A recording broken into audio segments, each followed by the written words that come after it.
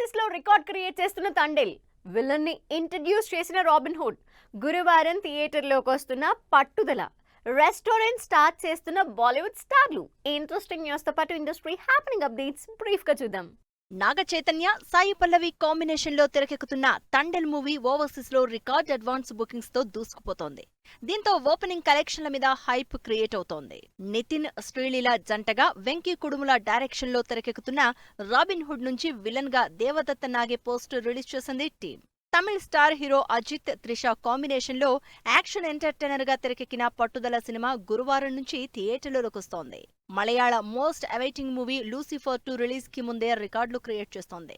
6 దేశాల్లో 25 సిటీస్ లో షూట్ చేసి సరికొత్త రికార్డు క్రియేట్ చేసింది ఈ సినిమా. Mohanlal, Prithviraj Sukumaran lead roles play చేస్తున్న ఈ సినిమా మార్చి 28న రిలీజ్ అవుతోంది.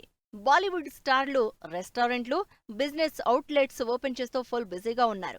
రణబీర్ కపూర్ ఆర్క్ అనే బ్రాండ్ స్టార్ట్ చేస్తే, కంగనా ద మౌంటైన్ స్టోరీ అంటూ రెస్టారెంట్ స్టార్ట్ చేస్తున్నారు. ఈ రెండు ఫిబ్రవరి 14న వ్యాలంటైన్స్ డే రోజే ఓపెన్ అవుతున్నాయి. సౌత్ హీరో సిద్ధార్థ్ తన 40వ సినిమా అనౌన్స్ చేశారు.